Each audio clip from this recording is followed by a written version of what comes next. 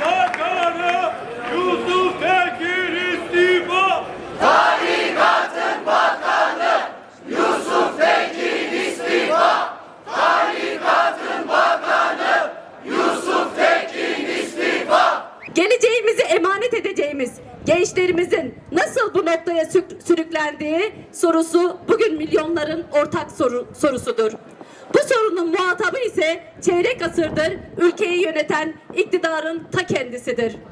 Okullarda yaşanan şiddet, eğitimden kültüre, ekonomiden sosyal politikalara kadar yıllardır sürdürülen yanlış politikaların doğrudan sonucudur. Bu tabloyu yalnızca güvenlik zafiyeti münferit bir mesele olarak görmek ya da sunmak gerçeği örtmekten başka bir işe yaramamaktadır. Bu ülkede kadınlar, çocuklar, öğretmenler, emekçiler, hemen herkesin yaşam hakkı tehlikededir.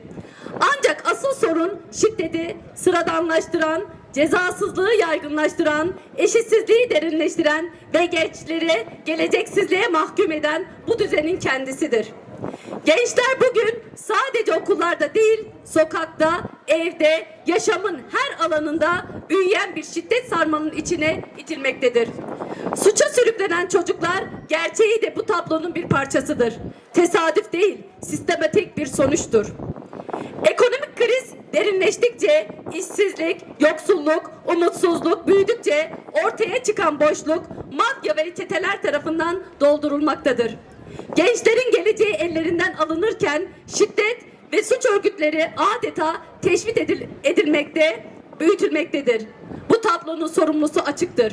Devletin tüm olanaklarını güvenlik ve yargı gücünün muhalefeti bastırmaya göre konumlandıran, toplumsal yaşamı kendi ideolojik önceliklerine göre şekillendirmeye çalışan iktidar, eğitim politikaları üzerinde de toplumda derin bir çürümenin zeminini yaratmıştır. Bakanını korumayı tercih eden iktidar, çocukların, öğrencilerin ve toplumun geleceğini gözden çıkarmaktadır.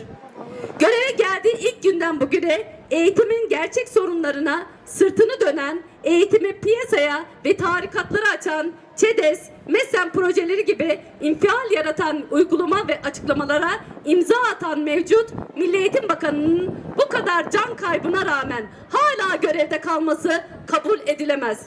Derhal istifa etmelidir. Çocuklarımızın, öğrencilerimizin ve eğitim emekçilerinin hayatı bu kadar değersiz değildir. Eğitim şiddetin değil, yaşamın, eşitliğin ve umudun alanı olmak zorundadır. Artık sözün bittiği yerdeyiz. Siverek'te, Maraş'ta ve ülkenin dört bir yanında yaşanan bu acıların bir daha tekrarlanmaması için, şiddete karşı yaşamı savunmak için, yalnızca bugüne değil, geleceğimize sahip çıkmak için, çocuklarımıza aydınlık bir gelecek bırakmak için, Karşıyaka Emek ve Demokrasi Platformu olarak mücadele etmeye devam edeceğiz.